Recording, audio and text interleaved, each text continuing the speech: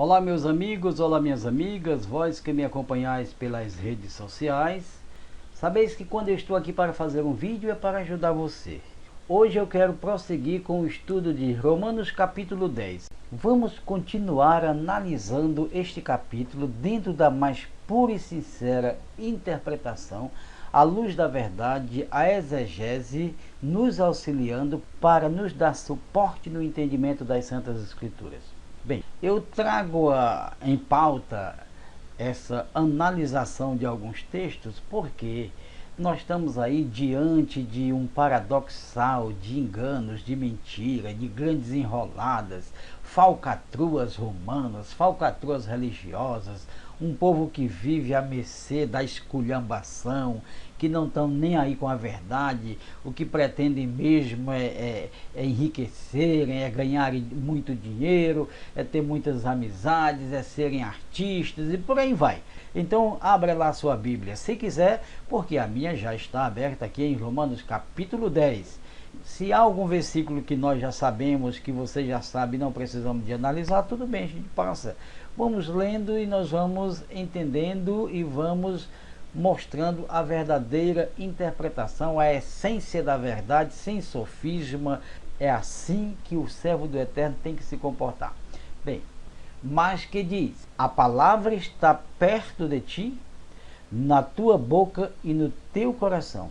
Isto é, a palavra da fé que pregamos. Vale salientar que a partir do verso 8, há muitas falsas interpretações com base nesse texto. 8, 9 e 10. A palavra está junto de ti, na tua boca e no teu coração. Infelizmente, os pregadores leigos, neófitos e até mesmo os que gostam da enrolada estão pregando um texto como esse no sentido de evangelizar as pessoas. Eles não sabem ou não querem saber que o texto aqui não é para evangelizar ninguém.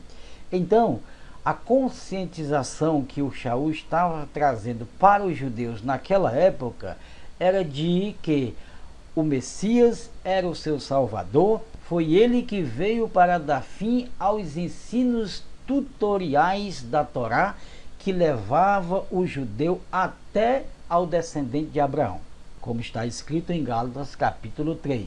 A lei era o guia que levava, que guiava o judeu até chegar à posteridade de Abraão, que era o Cristo. Agora o judeu está sendo repreendido, corrigido, estimulado pelo emissário a viverem a verdadeira fé espiritual, esquecendo-se os rudimentos da lei, porque a lei foi apenas um guia que os levou até ao Messias. Essa era a incumbência do Shaul nesse tempo. Está plausível, está bem claro e ninguém pode duvidar. Então ele diz, a saber, a palavra está junto de ti, ó judeu, porque eles tinham as escrituras. Está na tua boca e no teu coração, os judeus, e não qualquer pessoa que esteja assistindo um pregador. Porque se com a tua boca confessares ao Messias como teu Salvador, e em teu coração tu acreditares que ele ressuscitou dos mortos, certamente tu serás salvo. O Shaul estava procurando convencer o povo da sua família judaica a entender que o Messias, aquele que morreu no madeiro, era realmente o descendente de Abraão, que veio para transformar as vidas carnais em vidas espirituais. Se com a tua boca, ó judeu, tu acreditares que esse homem que morreu em Jerusalém é o Messias, é o descendente de Abraão, certamente tu encontrarás a salvação. Mais uma vez quero salientar sobre uma grande mentira que paira no meio da cristandade, sobre a grande confusão entre os dois termos que eles não sabem usar. Eles não souberam discernir Não estou falando nem dos leigos, estou falando dos intelectuais mesmo, são cegos. Não souberam discernir até hoje a diferença da salvação para a vida eterna. Por isso eles misturam tudo. Salvação e vida eterna é a mesma coisa para eles. E não é. É claro que eles não conhecem os planos do eterno para com o Filho, o Messias. O Messias não veio aqui para dar vida eterna para ninguém. O Messias veio com uma incumbência, salvar o seu povo dos seus pecados para levar ao reino milenar. Foi isso. Então, ele é a salvação de Yah, que veio para salvar seu povo. Mateus capítulo 1, verso 21, está escrito, porque ele salvará o seu povo dos seus pecados. Então, é muito pelo contrário do que dizem que o Messias é salvador da humanidade, que veio dar a vida a todos os humanos. Tudo isso é mentira, isso é mirabolante.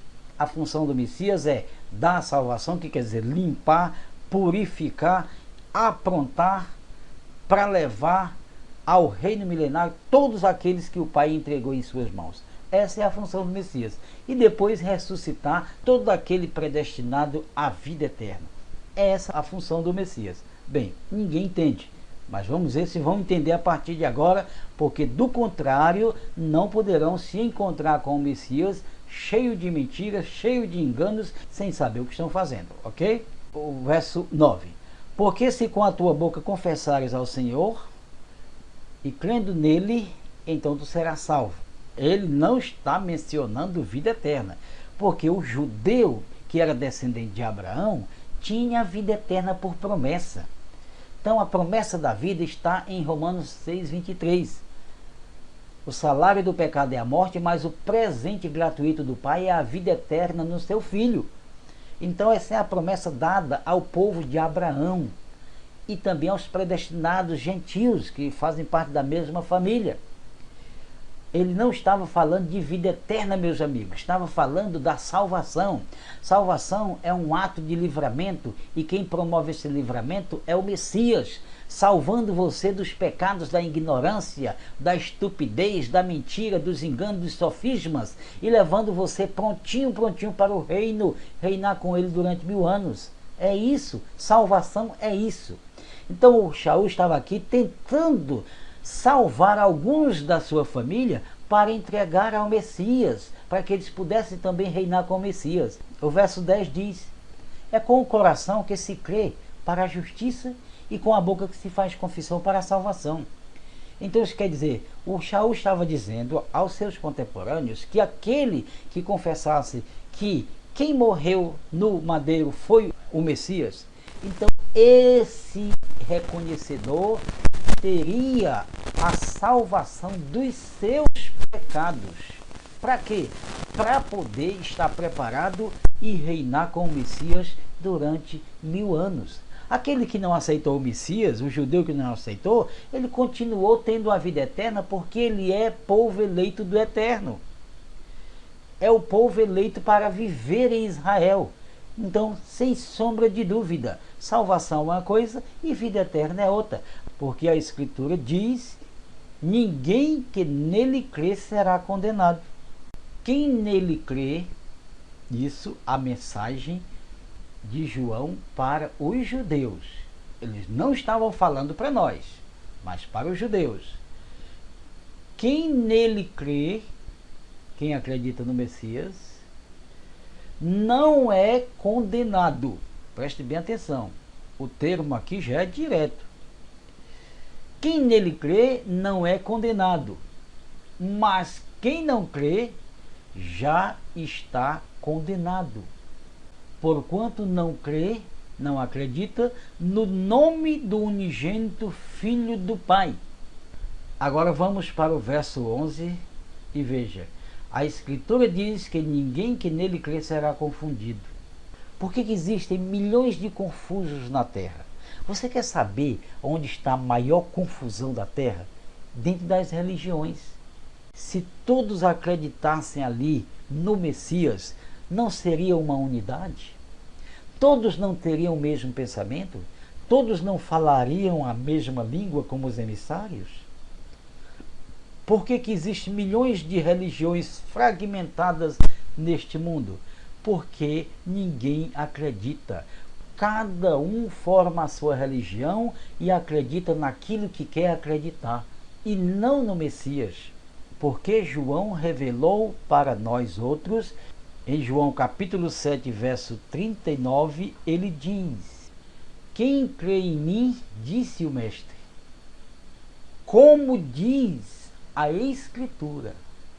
Não é como diz o Estatuto da Assembleia de Deus. Não é como diz o Estatuto da Universal. Não é como diz o Estatuto da Igreja Batista. Não é como diz o Estatuto da Igreja Quadrangular. Não é como diz o Estatuto da Igreja Católica. Não. É como diz a Escritura. E a Escritura só diz uma coisa num rumo certo. Só uma coisa. É aquilo que corrobora o emissário Shaul. Todos que acreditam têm uma mesma fé, o mesmo amor e uma só conduta de vida espiritual. Essa coisa de religião, de um pensar de um jeito, outro pensar de outro, isso é só coisa de homem. É fruto do espírito maldito de Constantino. Só isso. Porque aqui está escrito, disse o Mestre, quem crê em mim, como diz a Escritura, do seu interior correrão rios de água viva. Do seu interior jorra a verdade, o amor, a paz, a tranquilidade, a esperança, a certeza.